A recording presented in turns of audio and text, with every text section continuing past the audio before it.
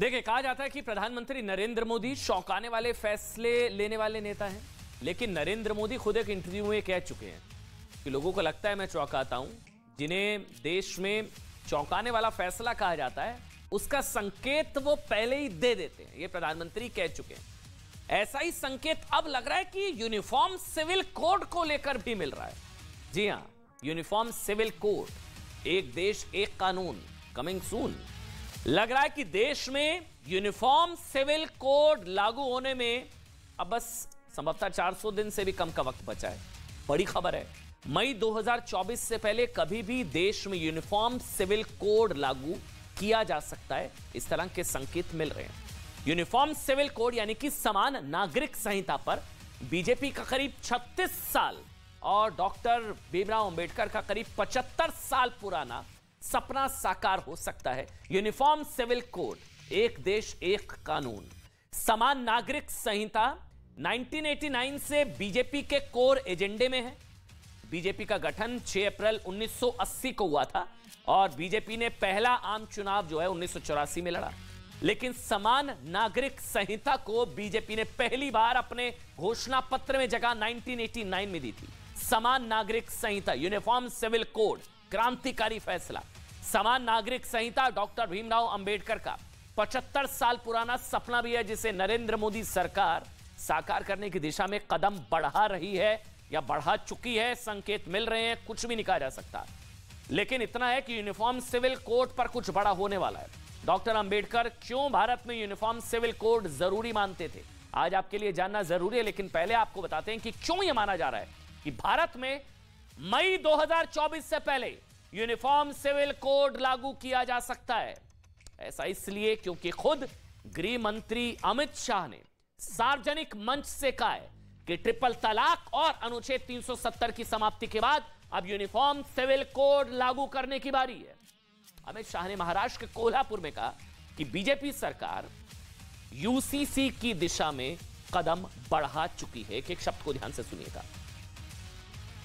मोदी जी ने एक ही झटके में ट्रिपल तलाक को समाप्त कर मुस्लिम महिलाओं को अपना अधिकार देने का काम किया है। मित्रों, अधिकार आज भारतीय जनता पार्टी की सरकार है, कॉमन सिविल कोड की दिशा में आगे बढ़ गई।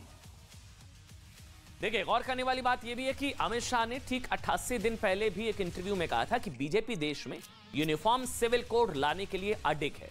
राज्यों में सरकारें आगे बढ़ रही हैं और बीजेपी यूसीसी लाकर रहेगी। 24 नवंबर 2022 के बाद अमित शाह ने 88 दिन में दूसरी बार यूनिफॉर्म सिविल कोड का जिक्र किया, बीजेपी के संकल्प को दोहराया है। प्रधानमंत्री कहते हैं ना कि उनके फैसले चौंकाते हैं, वो ये भी बताते हैं कि चौंकाते नहीं है, मैं इसके संकेत देता हूं और संकेत मिलते हैं। ये शायद वही संकेत है। तो इसका मतलब क्या है? क्या बीजेपी यूसीसी पर टेस्ट टाइम से आगे बढ़ चुकी है? देखिए, इसके बाद 2 फरवरी 2023 को कानून मंत्री किरण रिजिजू ने राज्यसभा में क्या कहा था? उन्होंने कहा कि 22वां लॉ कमीशन समान नागरिक संहिता पर विचार कर सकता है। कानून मंत्री ने, गृह मंत्री ने 12 जनवरी 2023 को रक्षा मंत्री राजनाथ सिंह ने कहा था कि अब यूसीसी लाने पर काम हो रहा है। राजनाथ सिंह, रक्षा मंत्री, गृह मंत्री, कानून मंत्री। नवंबर 2022 में ही बीजेपी अध्यक्ष जेपी नड्डा ने कहा था कि जहां जहां बीजेपी सरकार है वहां वहां यूसीसी लाने पर विचार हो रहा है। गृह मंत्री, रक्षा मंत्री, कानून मंत्री, बीजेपी के राष्ट्रीय अध्यक्ष नड्डा जी। इसके अलावा 10 दिसंबर 2022 को बीजेपी सरकार पहली बार देश में यूनिफॉर्म सिविल कोड लागू करने के लिए पहला सियासी कदम भी उठा चुकी है। आपको बता दें, 10 दिसंबर 2022 को बीजेपी सांसद किरोड़ी लाल मीणा यूसीसी लागू करने के लिए राज्यसभा में प्राइवेट मेंबर बिल लेकर आए थे।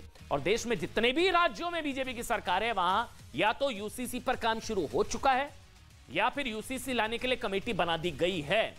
अभी देश में एकमात्र राज्य ऐसा गोवा है जहां यूनिफॉर्म सिविल कोड लागू जो है, जबकि उत्तर प्रदेश, महाराष्ट्र, हरियाणा, गुजरात, कर्नाटक और उत्तराखंड की बीजेपी सरकारें कह चुकी है कि राज्यों में जल्द यूसीसी लागू होगा। यानी कि पिछले कुछ महीनों में यूसीसी यानी कि समान नागरिक संहिता को लेकर बीजेपी ने जितने दावे किए हैं उतने आज तक संभवतः नहीं किए गए। संकेत मिल रहे हैं यूसीसी को लेकर। इसलिए ऐसा लगता है कि पहले जितने बयान आए वो यूसीसी पर मुस्लिमों विपक्षी पार्टियों का टेस्ट था और अब अमित शाह का बयान बता रहा है कि बात टेस्ट है, अब संभवतः आगे बढ़ चुकी है। मोदी जी ने एक ही झटके में ट्रिपल तलाक को समाप्त कर मुस्लिम महिलाओं को अपना अधिकार देने का काम किया है मित्रों। अधिकार आज भारतीय जनता पार्टी की सरकार है, कॉमन सिविल कोड की दिशा में आगे बढ़ गई। यकसा सिविल कोड को इस देश की जरूरत नहीं है। यकसा सिविल कोड को इस देश की जरूरत नहीं है।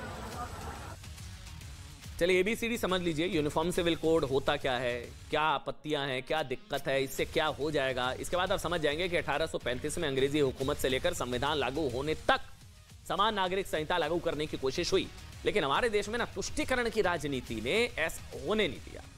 सबसे पहले आपको बताते हैं कि यूनिफॉर्म सिविल कोड क्या है। ये शब्द आपने सुना होगा ना, UCC, full form uniform civil code. इसका अर्थ है कि देश में सभी धार्मिक समुदायों पर, सभी, सबसे सेकुलर है ये, सभी धर्मों पर एक जैसा कानून लागू हो। समझ गए? तो सबसे सेकुलर है यूसीसी, यानी कि शादी, तलाक, संपत्ति, उत्तराधिकार, बंटवारे से संबंधित सभी कानून एक हो। एक देश एक कानून, एक देश एक विधान।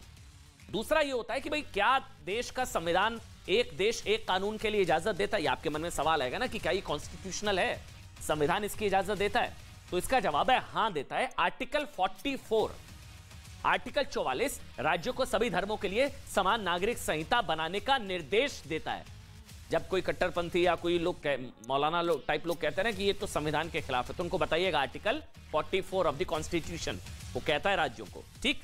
तीसरा सवाल, देश में यूनिफॉर्म सिविल कोड का मुद्दा कब से उठ रहा है? भाई कहा जाता है कि बीजेपी ध्रुवीकरण और वोट के लिए समान नागरिक संहिता का मुद्दा उठा रही है, सर्वधर्म समभाव के लिए और सभी एक देश एक कानून के लिए। तो इसका जवाब यह है, यह कहा जाता है, आरोप ये लगता है, जवाब यह है कि भाई 1840 जब भारत में ब्रिटिश सरकार ने क्राइम एविडेंस और कॉन्ट्रैक्ट्स को लेकर एक समान कानून लागू किया और हिंदू मुसलमानों के पर्सनल लॉ को अलग रखा ना, अलग रखा, तभी से भारत में मांग हो रही है uniform civil code, uniform civil code. चौथा, संविधान प्रारूप के अध्यक्ष डॉक्टर अंबेडकर यूसीसी पर क्या सोचते थे? ये तो हर कोई जानना चाहता है ना, संविधान निर्माता। तो डॉक्टर अंबेडकर चाहते थे कि मजहबी अधिकार जो है ना, मतलब किसी भी मजहब को कानून में हस्तक्षेप का अधिकार नहीं, कानून सम्मत हो। अगर कोई कानून सम्मत नहीं है तो वो नहीं, यानी कि यूसीसी लागू होना चाहिए। पांचवा सवाल ये कि यूनिफॉर्म सिविल कोड को लेकर इतना विरोध क्यों होता है फिर, जब संविधान सम्मत है, जब बराबरी का अधिकार देता है, एक देश एक विधान है, सब कुछ एक है, तो फिर विरोध क्या है? जवाब यह कि यूनिफॉर्म सिविल कोड का सबसे ज्यादा विरोध मुस्लिम समुदाय के लोग करते हैं। उनका कहना है कि हमारे धर्म में यह हस्तक्षेप है। उनका यह तर्क होता है कि अनुच्छेद 25 के तहत सभी नागरिकों को धार्मिक स्वतंत्रता का अधिकार है और संविधान उन्हें शरिया कानून मानने की इजाजत देता है, लेकिन आर्टिकल 44 भी है कॉन्स्टिट्यूशन में, ध्यान रखिएगा।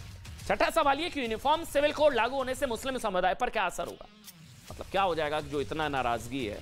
जवाब यह है कि भाई वैसे नाराजगी सब में नहीं है, सब तो चाहते हैं, कुछ हैं जिनको नाराजगी है, उनकी नाराजगी का मुसलमानों को भी नहीं पता। वैसे इसका जवाब यह है कि यूसीसी लागू होने से मुस्लिम समुदाय, मतलब ये कहा जाता है कि पॉलीगैमी, मतलब जो ज्यादा शादियां, 3-3, 4-4 शादियां नहीं कर पाएंगे।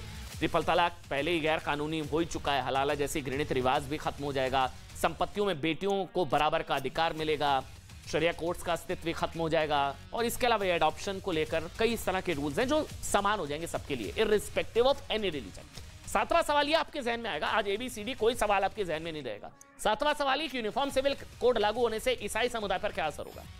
देखिए अभी ईसाइयों के पर्सनल कानून में दो बातें हैं हमें, पहली तलाक के लिए पति पत्नी को 2 साल तक अलग रहना जरूरी है, और दूसरा बेटी का मां की संपत्ति में कोई अधिकार नहीं होता।